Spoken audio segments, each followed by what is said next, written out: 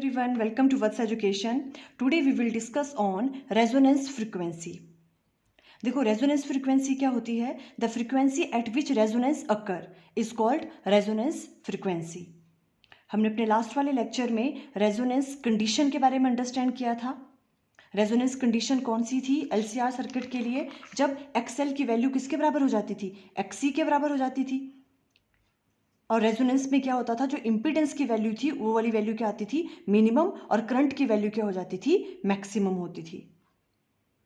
ठीक है. अब रेजोनेंस फ्रीक्वेंसी क्या है?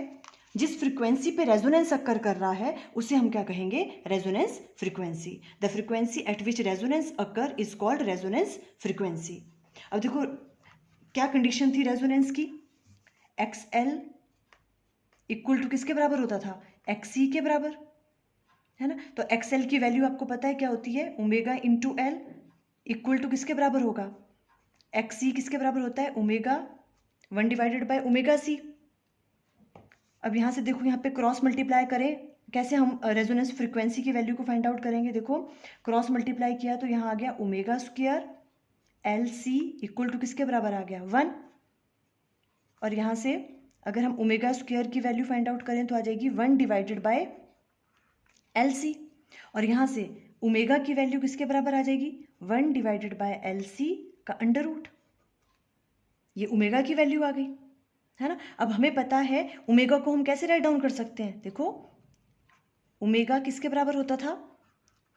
2 पाई डिवाइडेड बाय टी. और 1 बाय टी किसके बराबर होता है? फ्रीक्वेंसी. तो ओमेगा को हम राइट डाउन कर सकते हैं 2 पाई इंटू एफ. तो अब यहाँ पे देखो ओमेगा की जगह राइट डाउन करेंगे हम 2 पाई एफ इक्वल टू किसके बराबर आ गया? 1 डिवाइडेड बाय एल सी का अंडर रूट, है ना. और अब यहाँ से फ्रीक्वेंसी की वैल्यू देखो F R, resonance frequency, because XL किसके बराबर है? एक्ससी के बराबर. तो इसे हम क्या कहेंगे? Resonance frequency. एफ आर से डिनोट किया इक्वल टू किसके बराबर आ गया? 2 पाई और इधर क्या है? एल सी का अंडर रूट. ये वाली वैल्यू क्या है? देखो आपके पास रेजोनेंस फ्रीक्वेंसी की. एफ आर इक्वल टू किसके बराबर है? 1 divided by 2 pi L C का अंडर रूट.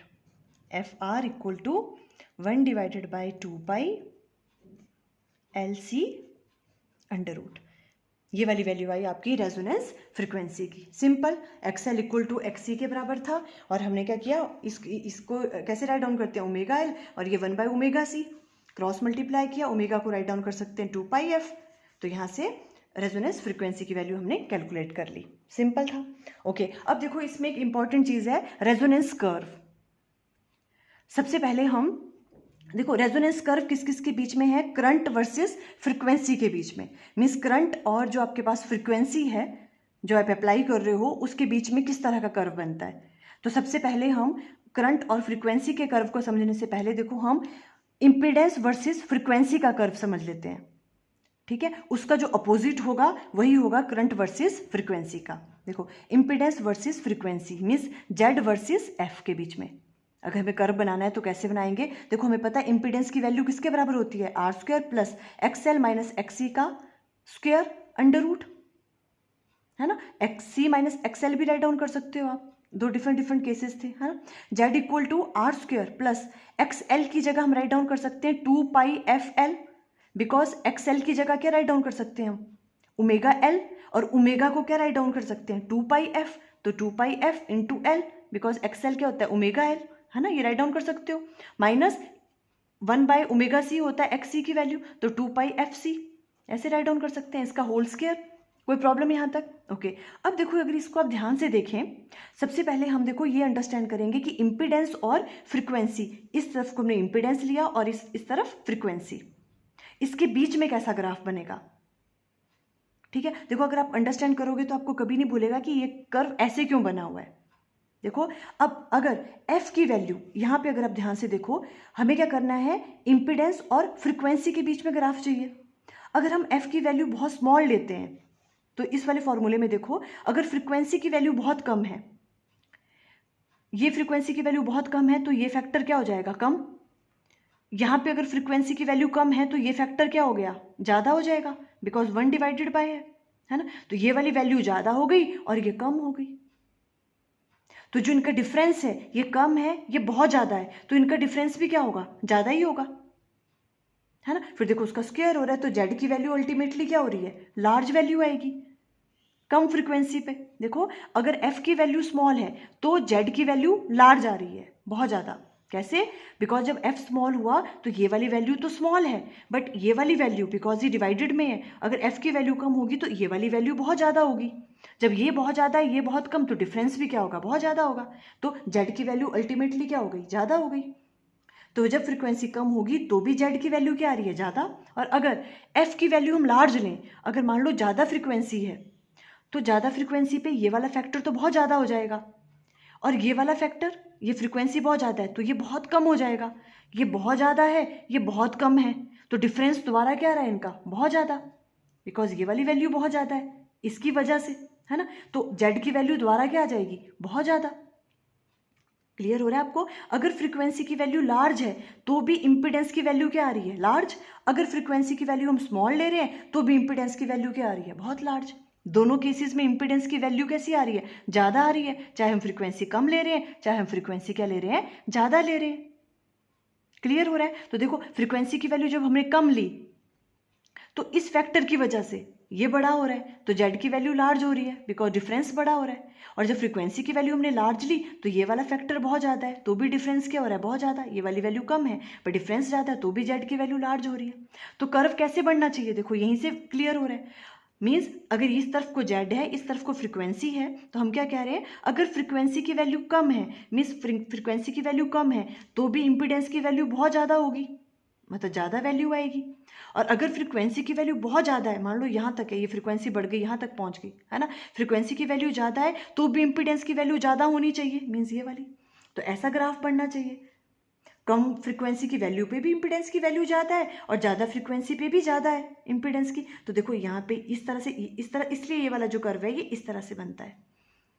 जब फ्रीक्वेंसी की वैल्यू कम है और ज़्यादा है तो इंपिडेंस की वैल्यू क्या है, ज़्यादा ही है, तो इस तरह से ग्राफ बनेगा ये वाला। क्लियर है। और जो ये वाली वैल्यू है, देखो हम रेजोनेंस कब होता है, जब इंपिडेंस की वैल्यू क्या होती है, मिनिमम होती है। तो ये इंपिडेंस की वैल्यू यहाँ पे मिनिमम आ रही है, तो ये वाली जो फ्रीक्वेंसी है इसे हम क्या कहेंगे, एफ आर। ये कौन सी होगी आपके पास, रेजोनेंस फ्रीक्वेंसी, ये मिनिमम वाली, ठीक है, ये वाली जो वैल्यू है। बिकॉज यहाँ पर क्या है, इंपिडेंस की वैल्यू क्या है, इसमें कम है, तो ये वाली फ्रीक्वेंसी क्या होगी आपके पास, रेजोनेंस फ्रीक्वेंसी। और यहाँ पे जो इंपिडेंस है उसकी वैल्यू क्या होगी आपके पास, मिनिमम होगी, उसकी वैल्यू किसके बराबर होगी, आर के बराबर। ये हमने कैलकुलेट किया था लास्ट वाले लेक्चर में। क्लियर हुआ आपको ये ग्राफ, है ना। देखो क्या कहा हमने, small value of F frequency पे भी इंपिडेंस ज़्यादा और लार्ज वैल्यू ऑफ एफ पे भी इंपिडेंस की वैल्यू ज़्यादा, तो ग्राफ इस तरह से बनेगा। और रेजोनेंस फ्रीक्वेंसी में क्या होता है, जेड की वैल्यू क्या होती है इंपिडेंस की, मिनिमम। तो देखो यहाँ भी इसकी वैल्यू ज़्यादा है, यहाँ भी सबसे ज़्यादा कम वैल्यू कहाँ है इंपिडेंस की, इस वाले पॉइंट पे। तो ये वाली जो इंपिडेंस है ये आपके पास मिनिमम है और इसकी वैल्यू किसके बराबर है, आर के बराबर। और इस फ्रीक्वेंसी को हम क्या कहते हैं, रेजोनेंस फ्रीक्वेंसी, जहाँ पे इंपिडेंस की वैल्यू क्या हो रही है, मिनिमम हो रही है। तो ये वाली फ्रीक्वेंसी हुई आपके पास F R, resonance frequency. Clear है ये वाला ग्राफ। अब देखो, अब हम लेंगे किस किस के बीच में, करंट वर्सेस फ्रीक्वेंसी, जो आपके बुक्स में भी है, करंट वर्सेस फ्रीक्वेंसी। इस डायरेक्शन में करंट है और इस डायरेक्शन में फ्रीक्वेंसी है। तो अब तो हमें क्या करना है, सिंपल इस वाले कर्व को क्या कर दो, उल्टा कर दो, अपोजिट कर दो। बिकॉज जो आपके पास इंपिडेंस है और करंट है ये एक दूसरे के कैसे हैं, इन्वर्सली वेरी करते हैं। अगर इंपिडेंस बहुत ज़्यादा है तो करंट की वैल्यू क्या होगी, कम होगी, है ना, अपोजिट होते हैं ना ये।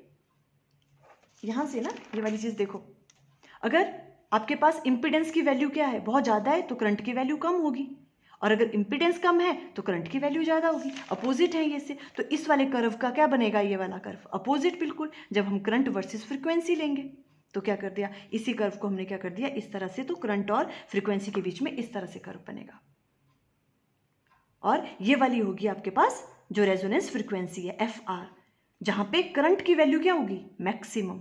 यहाँ पे करंट की वैल्यू क्या होगी, मैक्सिमम, रेजोनेंस फ्रीक्वेंसी पे।